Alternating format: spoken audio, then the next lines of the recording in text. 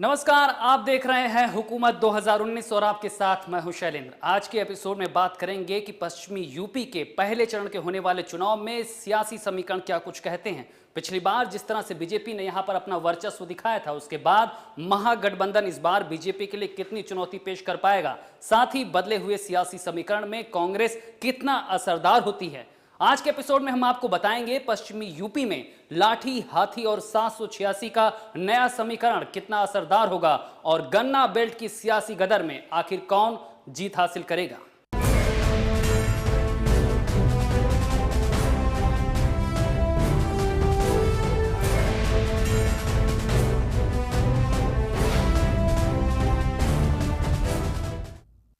2014 के सियासी संग्राम में बीजेपी ने 80 में से 73 सीटें यूपी से जीतकर बड़ा मुकाम हासिल किया था। इस बार बीजेपी के सामने बड़ा लक्ष्य है और सवाल यह है कि पिछली बार पश्चिमी यूपी में बड़ी सीटें जीतकर विपक्ष को चुनौती देने वाली बीजेपी इस बार किस तरह से चुनौती पेश करेगी, दूसरे दलों के सामने किस तरह के मौके हैं और क्या कहता है पश्चिमी यूपी का सियासी समीकरण। दिल्ली की सत्ता का रास्ता उत्तर प्रदेश से होकर जाता है। भारतीय सियासत में कुंजी की तरह इस्तेमाल होने वाला ये वाक्य दोहराव का शिकार होने ही लगा था कि 2014 के लोकसभा चुनाव में भारतीय जनता पार्टी की एक तरफा जीत ने इसे नए सिरे से प्रासंगिक कर दिया। यूपी में बीजेपी और उसके सहयोगियों ने 80 में से 73 सीट जीतकर इतिहास रच दिया। खुद यहाँ की 70 सीटें जीतकर भाजपा अपने बलबूते सरकार बनाने की हालत में रही। 2014 के बाद 2019 आ चुका है और एक बार फिर से लोकसभा चुनाव का घमासान शुरू हो चुका है। लेकिन 2019 में उत्तर प्रदेश का चुनावी गुणागणित शुरू करने से पहले उन वजहों पर नजर डाली जानी चाहिए जो 2014 में भाजपा की इतनी बड़ी जीत की वजह बनी। इन वजहों के सूत्र तलाशने पर उनके कई सिरे पश्चिमी उत्तर प्रदेश में मिलते हैं। वेस्ट यूपी हिंदी पट्टी में हिंदुत्व की राजनीति की ऐसी प्रयोगशाला बन गई जिसमें आजमाया हर नुस्खा कामयाब हो रहा था। 2014 के लोकसभा चुनाव के बाद 2017 के विधानसभा चुनाव में बीजेपी की बम्पर जीत ने भी इस पर मुहर लगाई। इन सब के जवाब में मुस्लिम समुदाय में भी एक कट्टरपंथी राजनीति पनपी जो नेता से ज्यादा रहनुमा तलाशने लगी। अगर मुस्लिम समुदाय की बात की जाए तो उत्तर प्रदेश के पश्चिमी हिस्से में इसकी आबादी की सघनता सर्वाधिक है। सामान्य वोटिंग पैटर्न में किसी के साथ मिलकर ये समुदाय जिसे चाहे चुनाव जीतने की गणित रखता है, लेकिन ध्रुवीकृत माहौल में इसके उल्टे नतीजे निकलते हैं। पश्चिमी यूपी में दलित, मुस्लिम, जाट मतदाता अच्छी खासी तादाद में हैं। पश्चिम यूपी की करीब 1 दर्जन सीट है जहां 30% से ज्यादा मुस्लिम मतदाता है। इनमें सहारनपुर में 39%, कैराना में 39%, मुजफ्फरनगर में 37%, मुरादाबाद में 45%, बिजनौर में 38%, अमरोहा में 37%, रामपुर में 49%, मेरठ में 31%, संभल में 46%, नगीना में 42% और बागपत में 17% है। वैसे पश्चिमी उत्तर प्रदेश को राजनीतिक रिपोर्टों में जाटलैंड कहने का चलन है, जो उनकी जनसंख्या से ज्यादा उनके सामाजिक प्रभुत्व की वजह से है।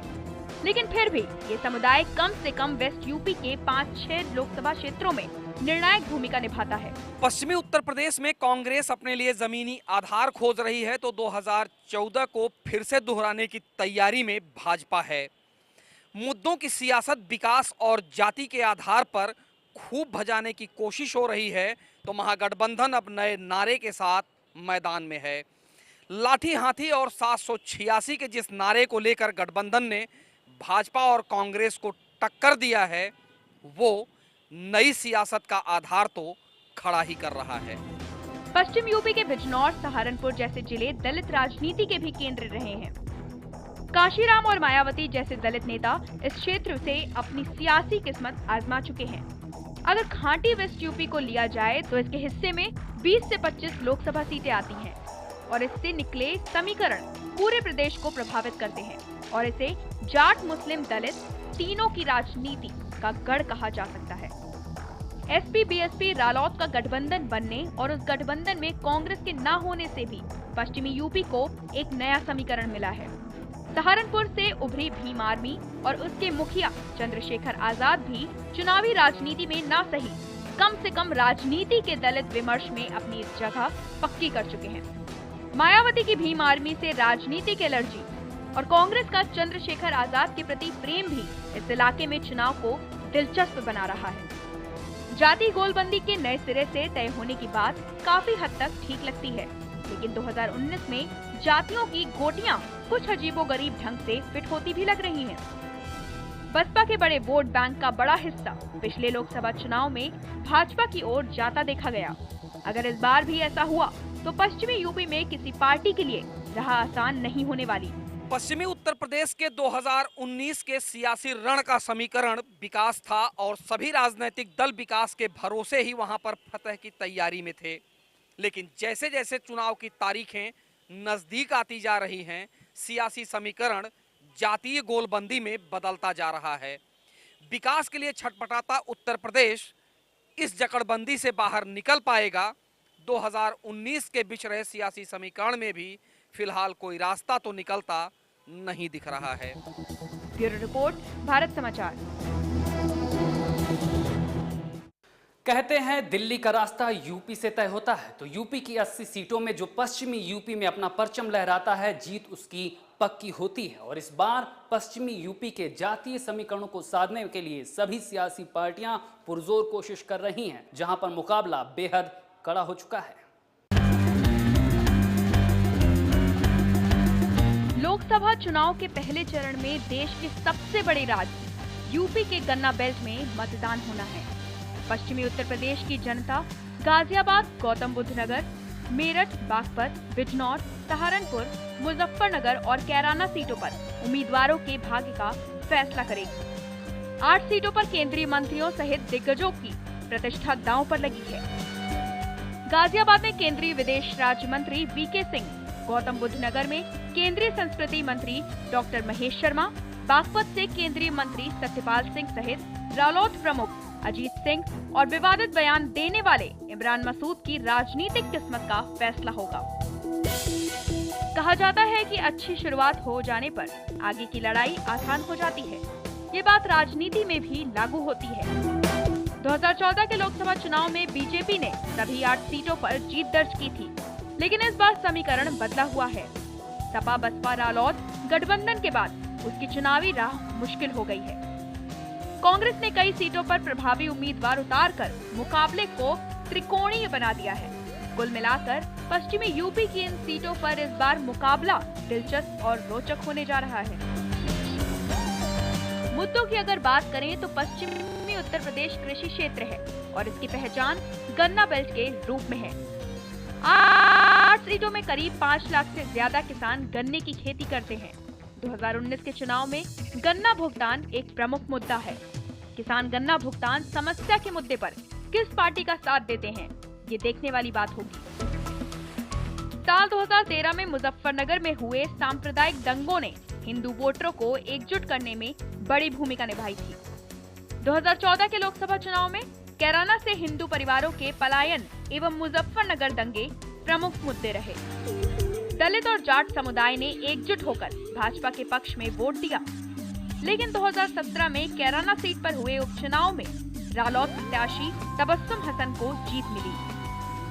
रालोद प्रमुख अजीत सिंह मुजफ्फरनगर से चुनावी दाल ठोक रहे हैं। एसपी-बीएसपी गठबंधन में शामिल न होने पर कांग्रेस पश्चिमी यूपी में अकेले चुनाव मैदान में है। प्रदेश में अलग थलग पड़ी कांग्रेस ने कई सीटों पर अपने मजबूत उम्मीदवारों को उतारकर कई सीटों पर मुकाबले को त्रिकोणीय और दिलचस्प बना दिया है। कांग्रेस ने बिजनौर सीट पर नसीमुद्दीन सिद्दीकी को टिकट दिया है, तो गठबंधन की तरफ से मलूक नागर उम्मीदवार हैं। कुछ ऐसा ही त्रिकोणीय मुकाबला सहारनपुर सीट पर भी देखने को मिल रहा है, जहां इमरान मसूद कांग्रेस के उम्मीदवार हैं, जबकि गठबंधन से हाजी फजलुर रहमान सामने हैं। पश्चिमी यूपी में बीजेपी एक बार फिर हिंदू वोटरों के ध्रुवीकरण के सहारे है। अपनी रैली से पहले सीएम योगी ने बेहट के बाबा भूरादेव मंदिर में पूजा की और इसके बाद उन्होंने शाकंभरी मंदिर में पूजा अर्चना की। इसके बाद रैली को संबोधित करते हुए योगी ने सहारनपुर से कांग्रेस प्रत्याशी इमरान मसूद पर तीखा हमला बोला था। बीजेपी की कोशिश अपने 2014 के कारनामे को दोहराने की है, लेकिन गठबंधन और कांग्रेस के नए समीकरणों से मुकाबला इस बार चुनौतीपूर्ण हो गया है। ब्यूरो रिपोर्ट, भारत समाचार। यूपी में लोकसभा चुनाव की शुरुआत पश्चिमी यूपी से होगी। जाति और मजहब की जुगलबंदी के बीच विकास की बाट जोहता मतदाता इस बार क्या सोच रहा है, यही सवाल सबके जहन में है। और सवाल ये भी है कि आखिर पश्चिमी यूपी के मतदाता में इस बार क्या चल रहा है।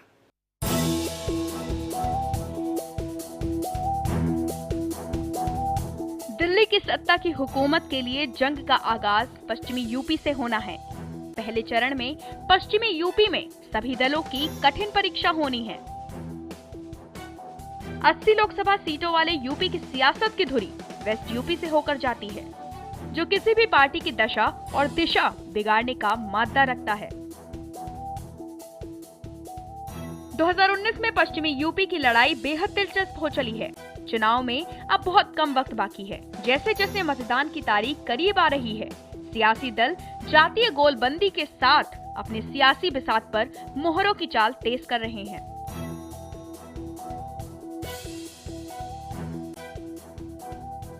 – 2014 में पश्चिमी यूपी में बीजेपी की जीत लगभग सभी सीटों पर हुई थी। बीजेपी ने पश्चिमी यूपी में क्लीन स्वीप किया था और प्रत्याशियों ने बड़े अंतर से चुनाव जीता था। एक बार फिर बीजेपी 2019 में पश्चिमी यूपी में दांव लगा रही है, तो वहीं गठबंधन खुद को पश्चिमी यूपी में लगातार मजबूत करने में जुटी है।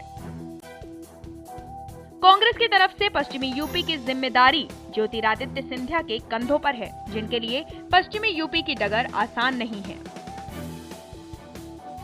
पश्चिमी यूपी की मेरठ लोकसभा सीट की बात करें तो पहले चरण में इस सीट पर चुनाव होना है। मेरठ लोकसभा सीट मुस्लिम और दलित बहुल मानी जाती है। सियासी दलों के लिए मेरठ की जंग आसान नहीं होने वाली। मेरठ में वैश्य करीब 50,000, ब्राह्मण 32,000, दलित वोटर 25,000 हैं, जिसके लिए सियासी दल जोर लगा रहे हैं। सीएम योगी विरोधियों पर हमलावर हैं, चुनावी रैली से विरोधियों को घेर रहे हैं। कांग्रेस के घोषणा पत्र के साथ गठबंधन पर भ्रष्टाचार के मुद्दे पर चुनावी ताल ठोक रहे हैं, क्योंकि निशाने पर मेरठ है। कांग्रेस के चुनावी घोषणा पत्र का मतलब देश की अर्थव्यवस्था को चौपट कर देना, भारत के इंफ्रास्ट्रक्चर डेवलपमेंट के सभी कार्यों को रोक देना, देश के अंदर विकास की जुड़ी हुई सभी परियोजनाओं को हर प्रकार से विराम लगा देना। वहीं गाजियाबाद लोकसभा सीट पर मुकाबला कांटे का है। गाजियाबाद के जातीय समीकरण को समझें तो 1.90 लाख वैश्य, 1.75 लाख ब्राह्मण, 1.82 लाख एससी, 1.80 लाख मुस्लिम, 2.35 लाख ओबीसी, 1.45 लाख पंजाबी वोटर हैं। इसके अलावा जाट, गुर्जर, त्यागी, ठाकुर और यादव वर्ग को मिलाकर करीब 4 लाख वोटर हैं। जातीय समीकरण के लिहाज से बीजेपी और सपा दोनों के लिए ये सीट काफी चुनौती भरी है। बात गौतम बुद्ध नगर लोकसभा सीट की करें तो यहाँ बीएसपी अपनी पूरी ताकत झोंक रही है। जातीय समीकरण के लिहाज से ये सीट गुर्जर और राजपूत बहुल है।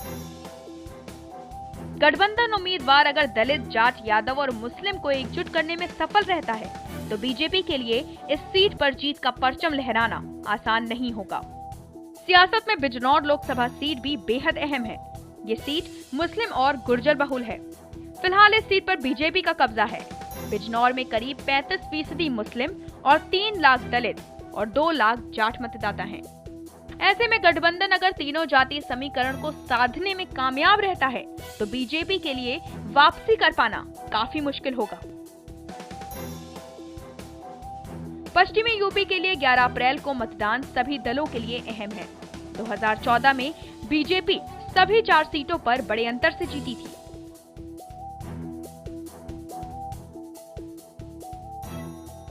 (2019) में मुकाबला कांटे का है। गठबंधन के सामने बीजेपी को रोकने और सत्ता के सिंहासन तक पहुंचने की बड़ी चुनौती है, तो कांग्रेस के लिए गठबंधन और बीजेपी का तिलिस्म तोड़ने की बड़ी उलझन है। सियासी संग्राम में जीत किसकी होगी? गन्ना बेल्ट में जीत का ऊंट किस करवट बैठेगा, ये आने वाली 23 मई को साफ हो जाएगा। ब्यूरो रिपोर्ट, भारत समाचार। तो पश्चिमी यूपी में इस बार कहां है दिलचस्प मुकाबला और क्या कहता है मतदाता का मन, आपको बताएंगे एक छोटे से ब्रेक के बाद।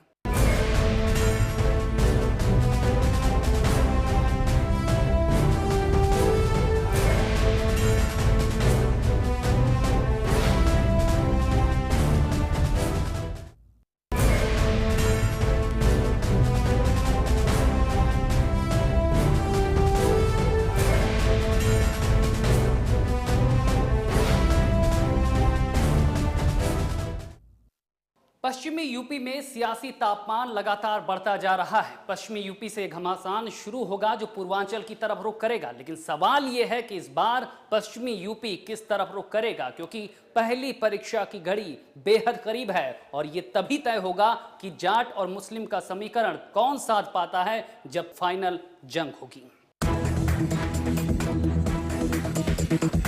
उत्तर प्रदेश के सियासी दंगल की शुरुआत पश्चिमी यूपी से होनी है। पश्चिमी यूपी सियासत के साथ कई मुद्दों को लेकर देश की राजनीति में दखल रखता है। गन्ना बेल्ट जातीय समीकरण और ध्रुवीकरण के लिए हमेशा सुर्खियों में रहा है।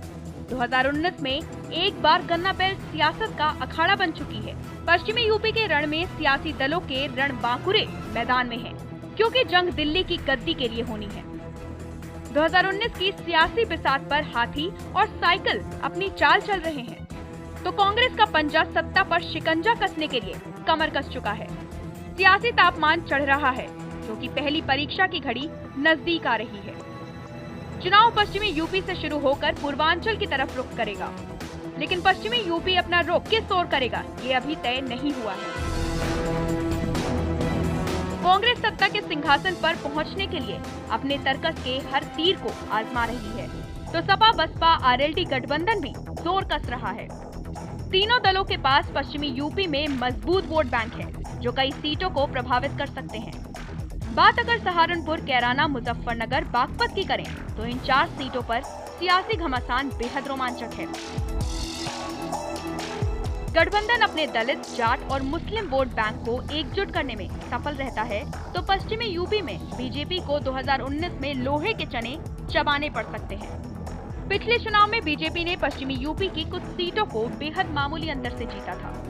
बात सहारनपुर की करें, तो सहारनपुर में करीब 6.5 लाख मुस्लिम, 5 लाख दलित और 1 लाख के करीब जाट मतदाता हैं। सभी सियासी दल इस वोट बैंक को साध कर सहारनपुर का किला फतेह करने की तैयारी में है। कैराना लोकसभा सीट सपा के खाते में है। जातीय समीकरण के लिहाज से इस सीट पर सबसे ज्यादा है। 5 लाख मुस्लिम, 4 लाख बैकवर्ड और 1.5 लाख वोट जाटव दलित का है। 1 लाख के करीब गैर जाटव दलित मतदाता हैं, वहीं 2 लाख के करीब जाट वोटर हैं। उपचुनाव की तरह से ही गठबंधन अगर अपने वोट बैंक को साधने में कामयाब रहा, तो बीजेपी की राह आसान नहीं होगी। मुजफ्फरनगर सीट गठबंधन से आरएलडी के खाते में है। इस सीट पर करीब 5.5 लाख मुस्लिम, 2.5 लाख दलित और 2.25 लाख के करीब जाट मतदाता हैं। सैनी और कश्यप वोट भी करीब 2 लाख के करीब हैं। आरएलडी अगर जाट मुस्लिम के बीच की खाई पाटने में सफल रही, तो मुजफ्फरनगर सीट चौधरी परिवार की राजनीति के लिए संजीवनी का काम करेगी। नहीं तो 2019 का चुनाव आरएलडी के लिए वजूद का खतरा है। बागपत सीट का सियासी समीकरण और जातीय गणित भी कुछ ऐसा ही है। जाटों के गढ़ बागपत की सीट आरएलडी के खाते में गई है। जीत का समीकरण यहाँ मुस्लिम और जाट वोटर के गठजोड़ के ऊपर निर्भर है। बागपत सीट पर मुस्लिम वोटर करीब लगभग 3.50 लाख हैं, जाट वोटर्स लगभग 4 लाख, वहीं 1.5 लाख के करीब दलित मतदाता हैं। करीब 50,000 यादव, गुर्जर और राजपूत 1 लाख से ऊपर हैं। वहीं ब्राह्मण त्यागी की आबादी भी 70,000 है, जबकि पिछड़े और अन्य पिछड़े वोटर भी यहाँ काफी तादाद में हैं। 2019 में पश्चिमी यूपी की सहारनपुर, कैराना, मुजफ्फरनगर, बागपत सीट पर जंग बेहद कांटे की है। सभी सियासी पार्टियां इन सीटों पर अपने अपने उम्मीदवार घोषित कर चुकी हैं। राजनीति की रणभेरी बच चुकी है और जंग के लिए शंखनाद हो चुका है। इंतजार है तो बस पहले चरण के मतदान का। 2019 में पश्चिम में किस पार्टी का परचम बुलंद होगा या किस पार्टी का वजूद खत्म होगा, ये आने वाले दिनों में साफ हो जाएगा। ब्यूरो रिपोर्ट, भारत समाचार। तो पश्चिमी यूपी की लड़ाई के ये थे दिलचस्प पहलू। फिलहाल आज के लिए इतना ही, दीजिए इजाजत, नमस्कार।